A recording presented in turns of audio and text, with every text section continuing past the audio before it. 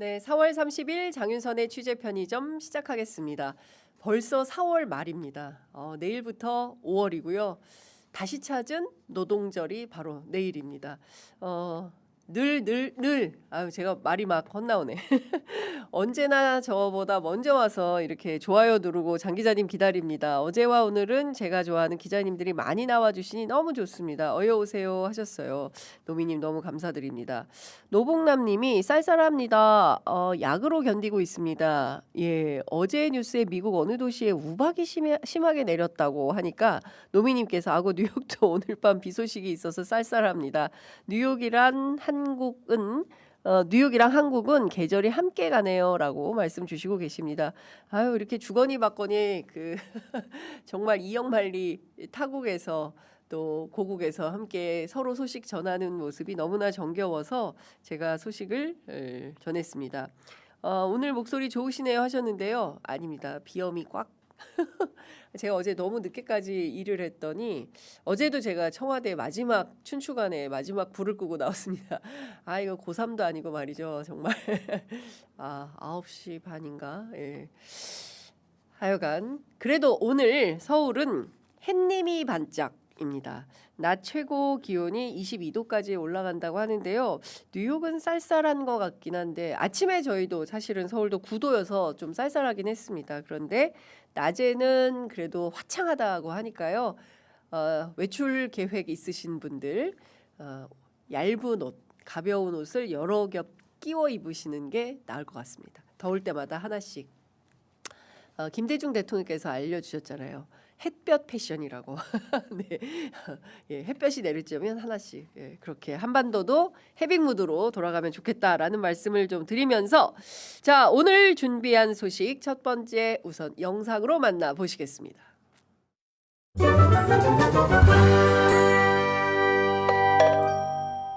안녕하십니까. 대통령의 하GPT에서 북구의 하GPT로 다시 태어난 하정우입니다. 참 우리 하GPT 고향이 여기죠. 고향에 돌아오니까 너무 좋은 것 같습니다. 오지 말고 여기 있죠 그냥. 하정우 선생님 좀 잡았어야 되는데 언젠가 다시 하기로 했죠. 일을 하다 보면 누가 시킨 것만 하는 조직도 있고 안 시켜도 열심히 하는 조직이 있는데 부산에 간다고 했더니 우리 AI 담당 수석이 이런 것도 준비해야 됩니다. 이래가지고 저한테 이렇게 들고 왔어요. 부산은 제가 태어난 고향이자 20년 동안 저를 낳고 길러준 곳입니다. 부산이 길러준 덕분에 회사에서 청와대에서 정말 많이 성장했습니다. 이렇게 쌓은 경험, 긍정적으로 다시 30년 만에 부산에 돌아가서 부산을 제2의 수도였던 시절 이상으로 제대로 발전시켜 보겠습니다. 대한민국 역사상 처음으로 만들어진 영광스러운 자리, 첫 AI 수석으로서의 국가 AI 전략 수립의 소임을 마치고 부산으로 국회로 가려고 합니다.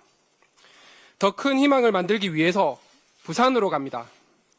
부산 북구 시민이 되어 구포 123동, 덕천 123동, 만덕 23동 가족들의 이야기 속으로 들어가려고 합니다. 그동안 경제는 점점 어려워졌고 젊은 사람들은 하나둘씩 떠났다고 합니다. 하지만 오히려 저는 그 안에서 뛰어보겠습니다. 새로운 활력을 만드는 사람이 되고 싶습니다. 꽉 찬 49의 나이에 고향으로 돌아가 새로운 부산과 북구의 시대를 위해 일할 수 있다고 생각하니 많이 떨립니다. 그런데 저는 그것이 제가 꼭 해야 할 일이라고 생각합니다. 더 큰 실천을 찾기 위해서 부산으로 갑니다. AI 플랜은 계획으로만 끝나서는 절대 안 됩니다. 해양수도라는 비전과 불경 경제 기적을 만든 제조업 신화가 AI를 만나서 새로운 미래를 만들 것입니다. 이미 플랜은 제도와 투자로 이어지고 있습니다. 다음 차례는 랜드마크와 상징 언어입니다. 해양수도 곱하기 피지컬 AI는 부산 대전안 이라는 명쾌한 공식이 바로 그것입니다. 어머니, 누나, 행님, 그리고 친구들이 있는 따뜻한 품으로 돌아가서 내 고향 부산 발전 반드시 이루겠습니다. 지켜봐 주십시오.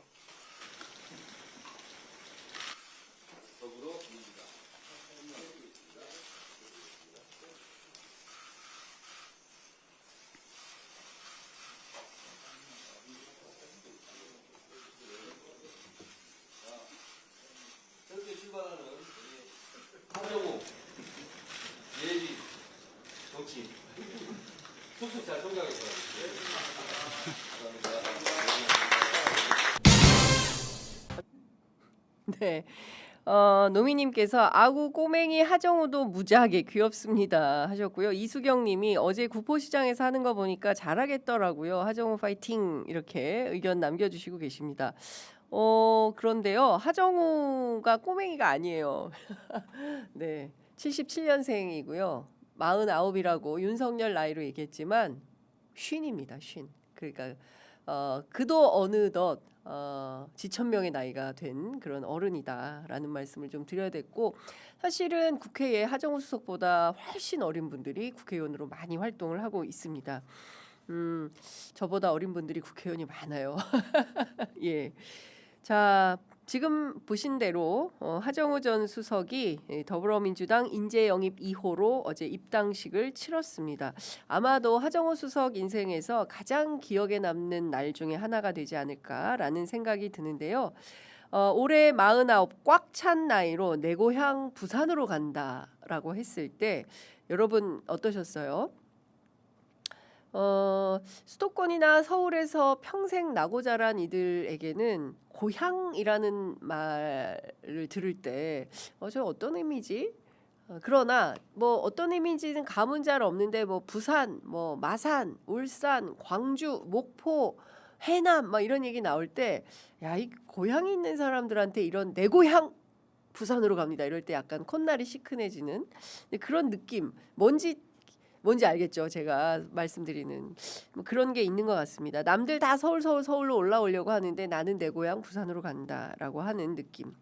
잘 크고 성장해서 보따리 꽉꽉 채워가지고 고향에 가서 행님 누나 그리고 어머니 계신 곳에 가서 그 보따리 풀겠다 이제 이런 걸로 느껴지죠. 그동안 부산 그러면 노인과 바다 다 떠나고 청년들 하나도 없고 그런 굉장히 쓸쓸한 뭐 예전에는 제2의 도시 부산 뭐 이렇게 했지만 지금은 전혀 그런 도시가 아니다. 그래서 다시 한번 해양 도시로서의 발돋움하기 위해서 해양수산부 장관 전재수와 지금 뭐 부산시장 도전하고 있죠. 함께 호흡을 맞춰서 함께 해보겠다라는 것으로 들립니다. 저는 그동안 청와대 출입 기자로서 하정우 수석 취재하면서 저 사람 정치하겠구나라는 느낌은 있었지만 어제 입당식에서 절절하게 발언하는 걸 들으면서 저렇게까지 간절히 정치를 원하고 있었는지는 어제 처음 알았습니다.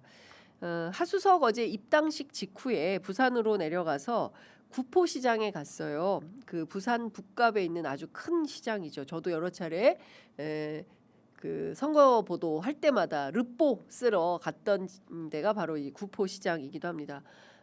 뭐 여러분 뭐 자갈치 시장, 구포시장 뭐 많잖아요. 대구의 서문시장처럼 선거 때면 기자들이 꼭 가서 민심 취재하는 지역이죠. 이번에도 아마 저희들이 구포시장 민심 투어 하게 되지 않을까 싶은데 그 일정에서 이재명 대통령이 출마하라고 지시했다면 그것은 대통령의 불법 선거 개입이다 이렇게 주장했던 한동훈 전 대표를 만난 거예요. 하수석 만나서 어떻게 했는지 그 장면 함께 한번 보시겠습니다.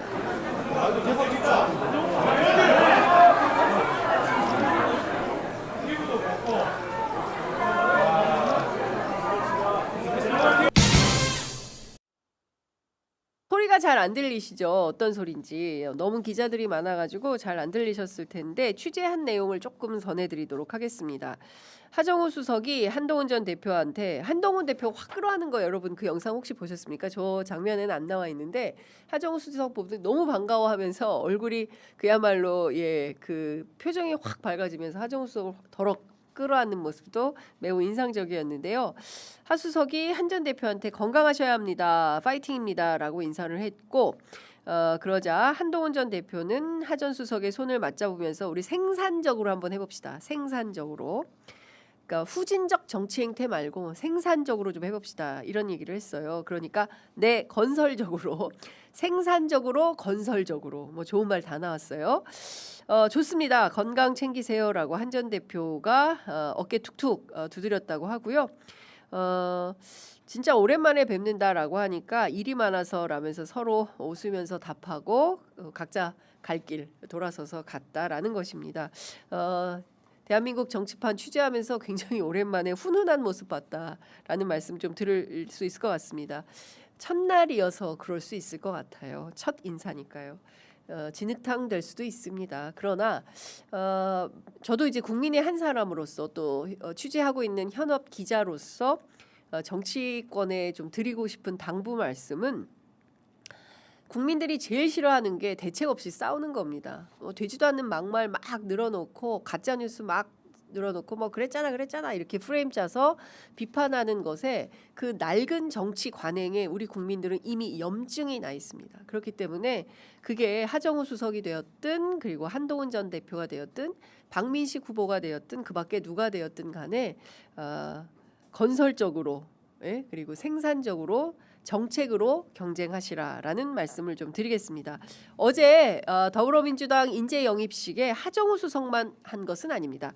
전은수 전 청와대 대변인도 함께 인재 영입되었는데요. 전은수 전 대변인의 육성 함께 들어보시겠습니다. 이재명 대통령의 대변인, 국민의 삶을 대변하겠습니다. 반갑습니다. 전은수입니다. 저는 이재명 정부 청와대 대변인이라는 막중한 소임을 내려놓고 당의 부름을 받아 이 자리에 섰습니다.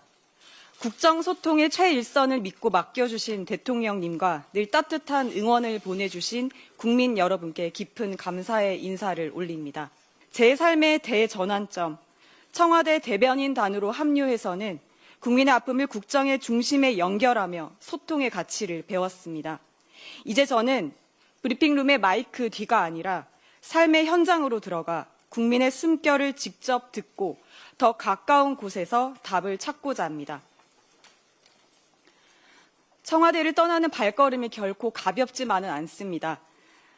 민생의 현실이 결코 녹록지 않기 때문입니다. 그렇기에 이재명 대통령께서 보여주신 모습 그대로 과감하지만 신중하게, 신속하지만 치밀하게 제대로 일하겠습니다.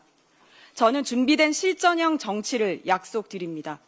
국정의 맥을 짚어본 경험, 중앙정치의 정무적 흐름을 꿰뚫는 식견을 오롯이 민생 현장에 쏟아붓겠습니다.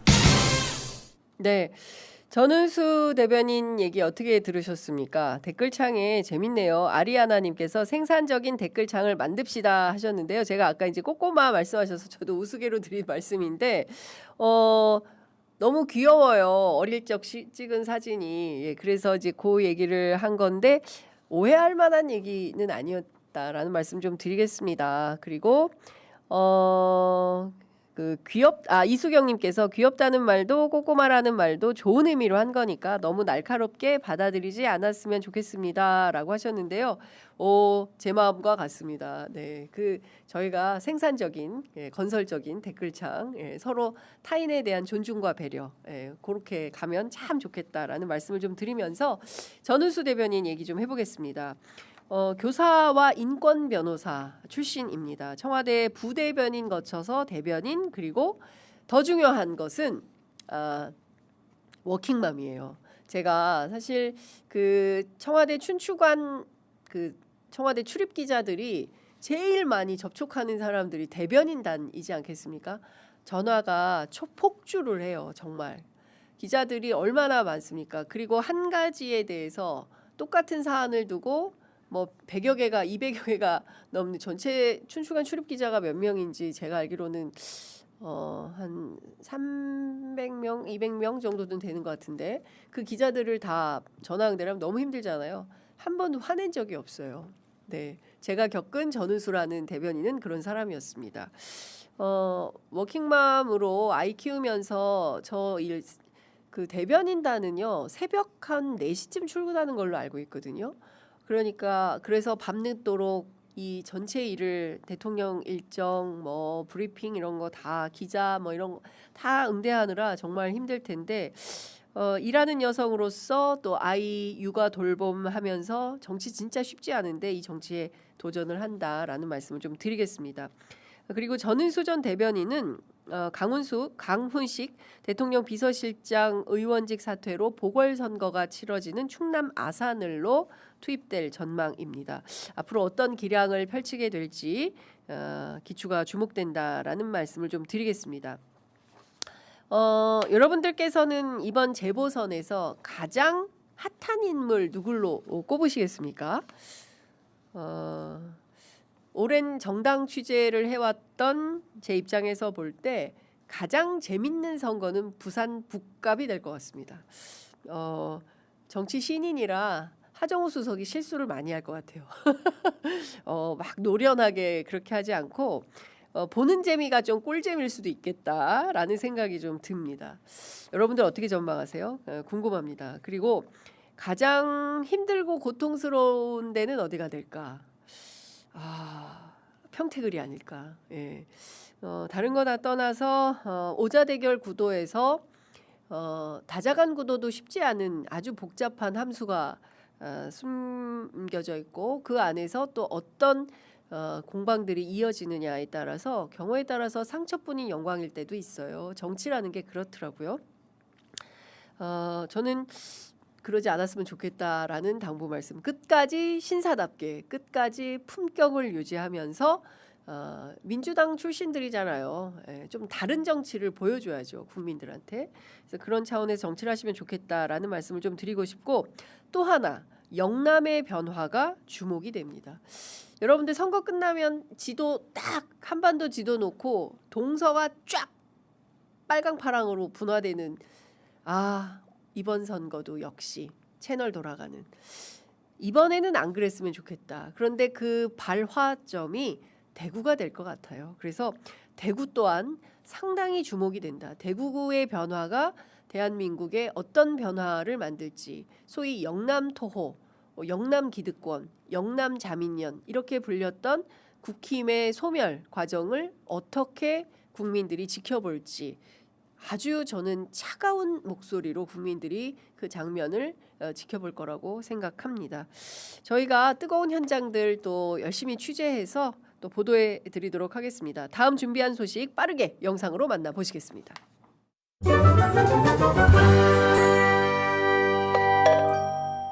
소수야당 소속 의원 여러분들을 이제서 뵙게 돼서 좀 아쉽기는 합니다. 여러분도 하시고 싶은 말씀도 많을 테고 저도 여러분들한테 듣고 싶은 얘기도 많이 있는데 어쨌든 이런 시간을 좀 더 가져보도록 노력하겠습니다. 우리 국민 모두가 인지하고 있는 것처럼 최근에 대외적 상황이 매우 안 좋습니다. 지금 국내 상황도 매우 혼란스러웠지만 그건 뭐 우리 자체의 힘으로 이겨나갈 수 있는데 대외 환경이 악화되는 문제는 사실 우리만의 힘으로는 쉽지가 않습니다. 그래서 이런 어려운 상황을 이겨나가기 위해서는 특히나 국내에서의 좀 대외 관계에 있어서는 좀 입장을 공적으로 가져주면 좋겠다는 생각을 합니다. 특히 외교, 안보 이런 분야에 대해서는 다른 나라 사례들을 봐도 국내 문제에 대해서는 의견이 다투더라도 대외 문제에 대해서는 자해적 행위를 하는 경우는 찾기가 쉽지 않은데 아쉽게도 우리 안에는 그런 요소들이 조금은 남아 있는 것 같습니다. 뭐 여기 계신 분들이 그런다는 얘기는 전혀 아니고요. 어제 이재명 대통령이 비교섭 단체 무소속 국회의원들을 청와대로 초청해 오찬을 함께 했습니다. 이 간담회에는 조국혁신당, 진보당, 개혁신당, 기본소득당, 사회민주당, 비교섭 단체 5당과 무소속 국회의원 모두 21명이 참석했는데요. 용해인 대표, 기본소득당 대표는 국회 상임위 일정 때문에 그리고 이준석 개혁신당 대표는 부산에 가 있었더라고요. 지방 일정을 이유로 각각 불참했습니다. 이번 비교섭 단체 대표로 서왕진 조국혁신당 원내대표가 발언을 첫 번째로 했는데요. 조국혁신당은 국민주권 정부를 함께 만든 정당이다라고 밝히고 국가 균형 발전의 성공이 곧 국민주권의 주권 정부의 성공이라고 생각을 하고 국민주권 정부가 국민의 삶을 바꾸는 성공한 정부가 될 수 있도록 조국혁신당도 끝까지 함께하겠다라고 밝혔습니다. 우리가 복기를 해보면 2024년 작년 이맘때 막 선거 끝났을 때인가요? 4월 그쵸 끝난 때죠. 3월 3일 날 창당 대회를 하고 지민 비조로 출발을 했죠. 우리 사회의 쇠빙선이 되겠다. 검찰개혁 가장 뜨겁게 가장 강력하게 외치면서 전국을 다녔어요. 그래서 민주당의 지역구의 후보들하고 같이 시너지를 내면서 정말 가는 곳마다 드라마였습니다. 제가 현장을 뛰어서 누구보다도 다 아는데요. 그렇게 뜨거운 연대로 함께했던 우당적 관계인데 또 역시 권력이 무섭습니다. 지금 상황에서는 또 다른 상황을 1년 만에 다시 맞이하게 되는데 어떻게 될지 여러분들 어떻게 생각하세요? 저 궁금해요. 평범한 시민들께서는 저희들처럼 정치권을 늘 들여다보지 않고 그런 분들이 원래 더 해안이 있으시잖아요. 저희들처럼 막 과몰입해서 보고 있는 이런 기자들보다는 훨씬 더 넉넉한 품으로 지금 이 상황을 어떻게 보는 게 가장 적합하고 좋은 것인가, 한국 정치 발전에 어떻게 하는 게 좋은가, 특히 평택을 같은 경우에는 어떻게 정리되는 게 좋은가, 누가 이런 판을 짠 거지, 무슨 생각이지, 이런 생각들 하시지 않겠습니까? 저도 궁금해서 취재는 하고 있어서요. 취재가 종합되는 대로 또 뉴스퀵 배송 시간에 전해드리도록 하겠습니다. 이 자리에 진보당의 윤종호 원내대표도 참석했는데요. 국정 운영에 책임 있는 동반자로서 앞으로도 역할을 다할 것을 약속하겠다면서 노조법 개정안이 통과됐음에도 여전히 원청 교섭을 요구하면서 파업을 해야 하는 상황이다. 심지어 노동자가 목숨을 잃는 비극까지 발생을 했고 화물연대 노동자가 개인 사업자라는 노동부의 관성적 대응은 매우 유감이다. 현재 민주노총에서만 500여 개 사업장에서 원청 교섭을 요구했지만 실제 교섭에 응하겠다고 답한 곳은 40여 곳에 불과하다고 지적을 했습니다. 아프죠. 국민주권 정부가 됐음에도 불구하고 노동부 관료들의 과거와 같은 똑같은 태도에 대해서 아마 김영훈 장관도 굉장히 화가 많이 나셨을 것 같은데요. 조만간 저희가 모셔서 이 협상 때문에 갑자기 못 오게 되셨어요. 그래서 양분한번이 급하게 섭외돼서 오셨는데 조만간 우리가 김영훈 장관 모시고 이 협상의 비하인드 스토리를 좀 들어볼 수 있는 기회를 마련하도록 하겠습니다. 윤종호 대표도 사실은 할 얘기가 많죠. 왜냐하면 지난 대선에 이분들 전부 파란 잠바에 입고 같이 뛰었거든요. 끝까지 완주하지 않고 함께 뛰었던 동지적 관계에 있습니다. 따라서 무지갯빛 정치가 가능하게 하기 위해서 대통령께서 친히 이 비교섭 단체 야당 그리고 심지어 무소속 국회의원들까지 전부 싹 다 초청을 해서 청와대에서 오찬하면서 21명의 목소리를 다 들으셨다고 해요. 본인은 한마디도 하지 않은 것 같습니다. 제가 듣기로는 취재한 바로는 뭐 이렇게 저렇게 뭐 추임새는 넣으셨을 수 있지만 막 마이크 붙잡고 하는 건 모두 발언이었고 그 이외에는 전부 다 경청하고 메모하셨다라는 후문을 제가 들었습니다. 중요한 것은 대한민국 정치를 어느 방향으로 어떻게 가져갈 것이냐, 그 부분에 방점이 찍혀 있는 게 아닌가 싶습니다. 관련해서 한창민 사회민주당 대표가 이런 이야기했습니다. 개헌 문제가 다음 달 열흘 정도 남아 있다. 빛의 혁명을 만들었는데도 불구하고 헌법 개정을 통해 새로운 사회를 위한 구상은 아직 이루어지지 않는다는 것은 정치권의 방비다. 개헌이 정치권에서 좀 더 긴밀하게 논의가 되고 국민들의 변화를 만들어내서 새로운 대한민국의 초석이 될 수 있도록 대통령께서 한 번쯤 논의의 촉발을 좀 더 독려해 주셨으면 좋겠다. 이렇게 강조했습니다. 사실 개헌은 국회에서 해야 되는데요. 그죠? 대통령께서 그 정도 했으면 됐지. 나머지는 정치권에서 해야 되는 거 아닙니까? 그런데 실제 쉽지 않죠. 사실 이 자리에서 대통령이 제일 강조한 대목은 모두 발언에 있었습니다.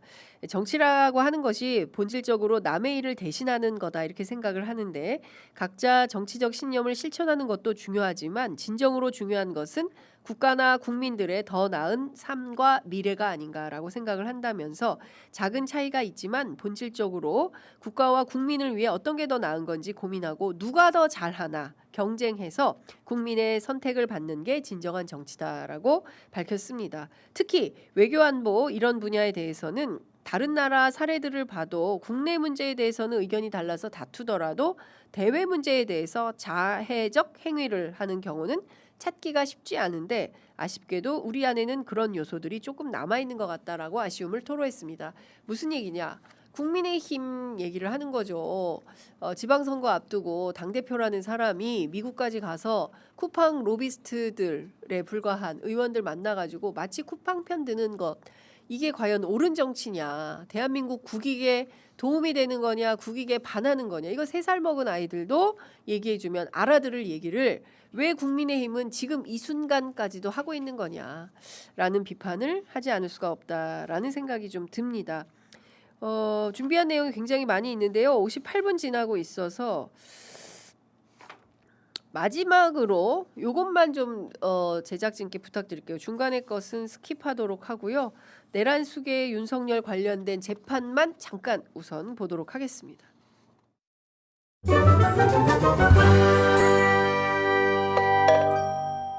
피고인은 앞서 본 바와 같이 체포영장 등의 집행을 거부한 사유들을 포함하여 이 사건 범행 전체에 대하여 수사기관 이래 항소심에 이르기까지 같은 주장을 반복하며 자신의 책임을 회피하려고 하는 등 범행 후의 정황도 양형에 불리한 요소로 판단되어야 합니다.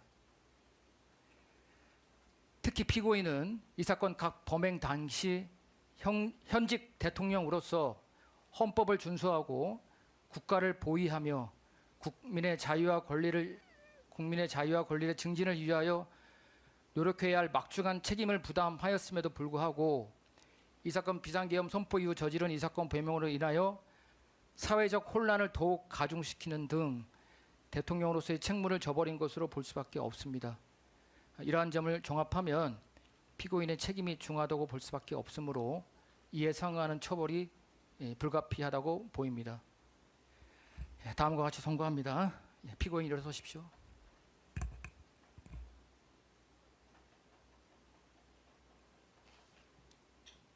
주문.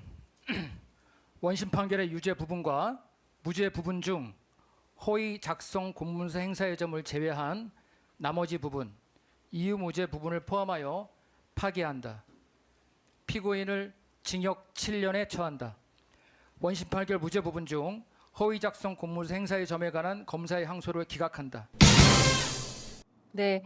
진희님께서 7년형은 아쉬웠지만 판결 내용은 좋았습니다.